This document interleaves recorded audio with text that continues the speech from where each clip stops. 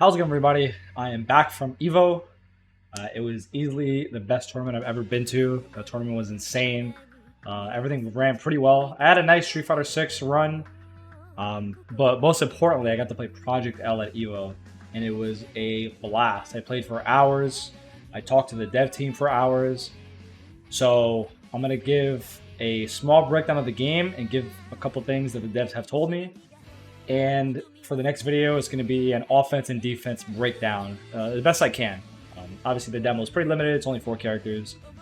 But welcome to my Project L deep dive based on the EVO beta and my long talks with multiple developers. This isn't just an overview of the game, but I'm dropping a lot of insight what the devs' main vision for the game is and why certain characters and mechanics the way they are. You won't get this info anywhere else, I promise you. There's going to be things I'm going to say the devs has told me specifically just because I'm pretty close to quite a bit of them. Whether you're an FGC veteran or just like writing games in general, there's info in here anyone can take away from. So let's get started. Talking about the solo and duo aspect of the game. So you could play 1v1, 2v2, 2v1, it doesn't matter. Unlike games like Smash Bros. And Brawlhalla, where you have obviously an advantage you're playing 2v1. There is no outright advantage or disadvantage for playing any sort of 1v1, 2v1, 3v1, or excuse me, 2v1, 2v2, 1v1. The devs are really pushing for all of it to be equal play. Since there is no fighting game right now, unless you play with your friends like this. There was a game in the past called Street Fighter Cross Tekken, but the game itself was just really bad. So it didn't really get the push it deserved. It pretty much died in 2 years. But this game being free to play, it being League of Legends characters, is going to attract a lot of people. So they want to push something that has never been pushed before, and being able to actually play with your friends in a fighting game. Because it is there. Other genres, of course, have it, but fighting games have not been able to attract this level of like accessibility for people. I will say in duos, the game does a really nice job of keeping the player on point, or that is not on point, very much involved by having to keep track of important resources to win a match. Unlike most team-based fighting games, it is actually 2 rounds to win, which threw me and a lot of people for a loop, being used to both characters dying and the match is over, which is not the case in Project L. It's kind of like Street Fighter or Guilty Gear. It takes 2 rounds to win a match, which is very different. Characters also have 2 separate bars of meter. Because of the dual aspect of the game, the devs felt that sharing 1 meter for super among 2 players, it wasn't the way to go. It was definitely hotly contested from the devs, they were telling me, but overall they decided because of the dual aspect, they want to keep the meter separate, which could run into a couple problems, especially if you're just playing by yourself. You have to manage both characters, so one character can have a lot of meter, and you bring in the next character, they could have 0. So very different compared to a lot of other team games. Another big mechanic in the game, which is called the fuse system. The fuse system basically is what differentiates team synergy. Even if you're playing the exact same characters from player 1 and player 2 side, the team synergy would change depending on what fuse you pick. So one of the fuses lets you do a super move and bring in the second character to do their super, similar to games like Dragon Ball FighterZ or Marvel vs. Capcom, like the DHC system. In terms of button layout, you have 6 buttons.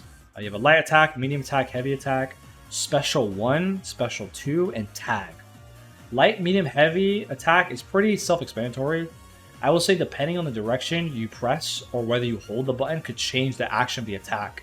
For example, if you press down, forward, heavy attack, it will give you a launcher so you can go into air combos. But if you hold it, the attack becomes a sweep. So this could change. It's universal for the characters. I think it could be, obviously characters down the line could have different actions, but yeah, they are different depending on whether you hold or what direction you're pressing. Could change what the attack does itself. Special 1 and Special 2 are how you get access to your character's special attacks. So depending on which button and direction you press will give you different things. This is also character dependent. Some characters have, for example, Darius's down plus Special 1. He has a move like that, but someone like Echo does not. So Echo has like a down forward plus Special 1. Darius has a down plus Special 1. So the direction it's not all universal. Some are a little bit universal, like forward or like neutral, but some characters have different directions depending on the character. And the last button is your tag button, which is how you bring in your teammates and use your assists. You can also use this button during a ground combo to do a tag launcher. So essentially, it's the same thing as a regular launcher, but instead of you going into the air, your assist, or excuse me, the character that you have secondary will come in, and you can finish the air combo with that character. This will also allow you to control assist and use your burst, aka the combo breaker in the game. So just because you're not on point doesn't mean you can just walk away from an important job. The character, if you're playing duos, the character in the back has access to calling the assist and has access to calling burst. So you do have to keep track of that. And if you're playing diffuse that lets you do super into super, you yourself have to do the second super as the backup character.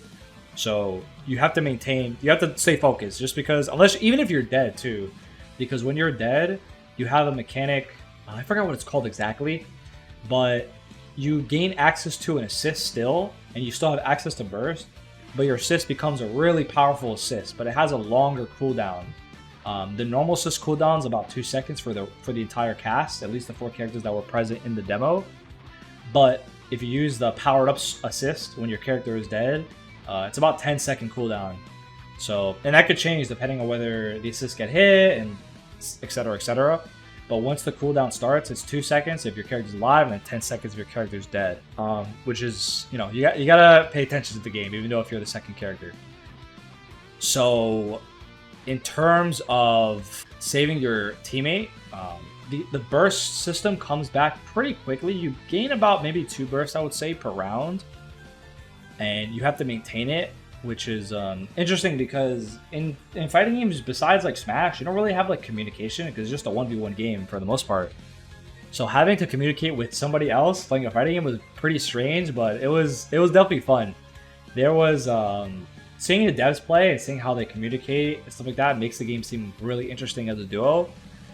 Especially like calling out assists, calling out your burst, and be like, hey, I'm gonna tag you in, you can finish this combo here. So you definitely need good communication in order to perform like long combos and like using your resources properly, which is like something you don't experience in fighting games until now. At first, I thought long term it would be very hard to win like a 1v2 situation, just because the nature of fighting games being fast paced, especially this game, making a lot of decisions, having to sync up 2 minds versus just your own. But like I said, watching the devs, you can barely tell that you're playing as a duo. Like, it seems like very second nature to them playing in the duo format.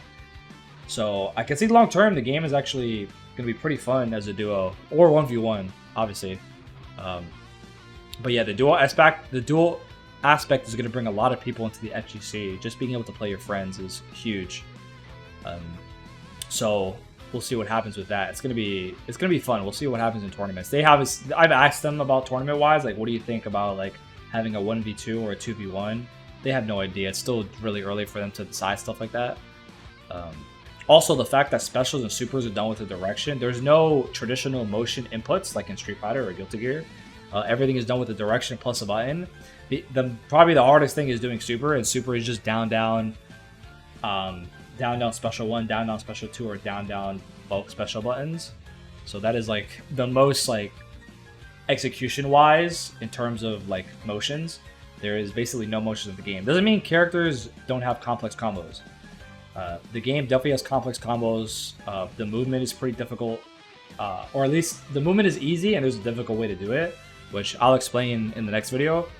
But yeah, the game definitely has enough complexity, especially with like all the mechanics and stuff like that. If you're a fighting game veteran and you feel like you don't like the idea of not having motion inputs, there's definitely still execution in the game. So there's a lot of things to explore for complexity's sake. I'll talk quickly about the movement though. The game is much slower than any team game I played before for a few reasons. The devs have made it very apparent they don't want any invincible assists, and the assists in general are much weaker compared to any other team game I've ever seen. This is on purpose from the dev team. There's no full screen beams, no invincible assists, no like tracking. If you ever played Dragon Ball, like like Janemba or Super Baby assist, or if you play Marvel against like Vajra Strider assist. So the game speed is definitely a lot slower, but because of things like full screen not really hitting you, and even the characters like air dashing wise, Echo and Ari have air dashes, but even Echo's is like the travel distance is pretty short. Overall, the game is much slower, but you have a lot more space to move around because you don't have these things that like hit you from full screen and lead into a huge combo. Especially like even special moves and normals, you have quite a bit of recovery on them. It's not like other team games like Dragon Ball where you kind of whiff stuff around and things just have like no recovery because at any point in time you can get hit full screen. That isn't the case in this game. There's kind of an aspect where it feels a lot more like a 1v1 game with assists versus like being a 2v2 game. But yeah, the speed, even the stages are a lot smaller compared to like Marvel or Dragon Ball. They feel more along the lines of like a BB tag stage.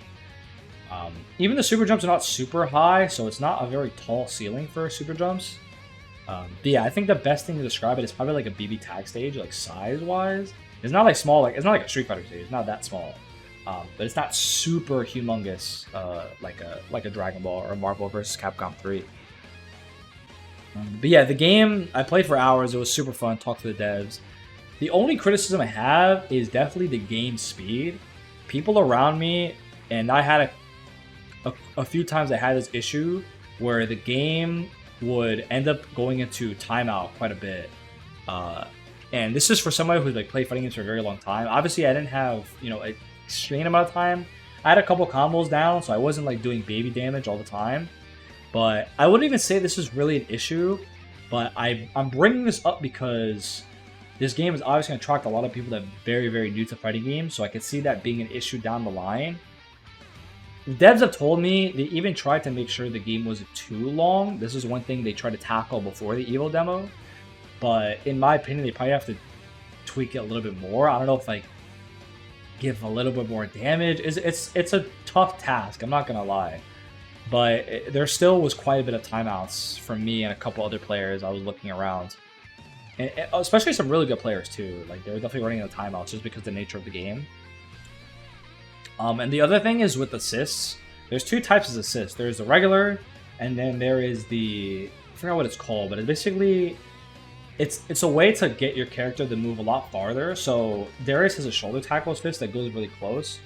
But if you hold, it's either hold forward and press the button, or like hold the assist button itself. Darius or like other characters will run forward quite a bit and then they'll do their assist. My only problem with that is because the run speed is like pretty slow, it was very easy to hit characters out of it. It felt like almost impossible to like get hit by the run up assists. I understand it's like a way to get characters to run forward to have more versatility because there's only 2 assists per character, but it felt way too easy to hit characters out of their assists, especially some assists like Darius' shoulder tackle was very negative afterwards. Very easy to punish, so that I think is could be a little bit faster or something like that. I'm not sure exactly, but they just felt a little bit too weak for the run-up assists. In terms of bugs, the only bug I ran into was sometimes when you're picking a color or a fuse, the confirm button would get bugged and it wouldn't be able to press it, so you have to like back up. You have to like press back and then press X again and then press back and press X again. That was the only bug I ran into. But the dev team has a lot of veterans, a lot of veteran MTG players. A lot of them I played in other fighting games like Guilty Gear, Dragon Ball, Street Fighter. So they have a really, really talented team behind them, and I can't wait to see the full potential of the game. It's going to be really interesting. The demo was like super early still, so I'm sure they're going to take a lot of feedback and implement a lot of new things for the game. But yeah, the game felt really crisp. The attacks were really clean. The movement was a lot fun because there's no like full screen assist hitting you and like confirming into a full combo. The wave dashing felt nice. There's wave dashing in the game. But yeah, the game feels good. I think just a couple tweaks here and there, probably mostly to game speed, I think, and the game is going to be very solid. So I can't wait to play the next demo. Hopefully there's a beta very soon. Another thing I'll say is like colors are super cool in this game. The colors are all. They told me that for the devs that they said they're heavily inspired by other games, like other characters in different fighting games, and they all line up. So like color 3 is like a red. I believe it's like a red and white, and it's a red and white for all the characters because they felt like in team games especially, if you don't have a lot of characters from the start, at least people can differentiate with their colors. So if you have a really good player and you know they use like the purple and black color, like that's so and so because he always uses that color in the team. They want a team synergy for colors to be very important. So all the colors are super sick, and they all line up universally depending on the character. So like color 1 is like default, like color 4, color 3 is like red and white, color 10 is like red and black. So that was a big thing they try to emphasize. They're paying attention a lot to the game. I'll say this one more time, or I'll say this briefly just because I want to, into the next video, I'll talk about it a little bit more. But they added a lot of things that were a big problem in other team games. And I'll give one example is the push block in the game. Push block in the game costs 1 meter, but unlike other team games, no matter what you push block, everything gets sent back. So for example, Echo has an assist that's a fireball. If you block it and do push block against that assist, the point character, everything gets pushed back, which is like a big problem for certain games. Like Marvel vs. Capcom Infinite had that issue where push block was kind of pointless because fireballs didn't affect push block, only physical hits. Dragon Ball FighterZ obviously has that with Reflect, that character still be able to move forward on you. This game, they say they really want to make sure push block is a guaranteed thing in the game because it just costs 1 meter and resource management is pretty tough. It's tough to gain meter in this game, which I'll talk about again in the next video. But yeah, the game is super sick. I can't wait. And it's a lot of fun. Definitely try it when you get a chance.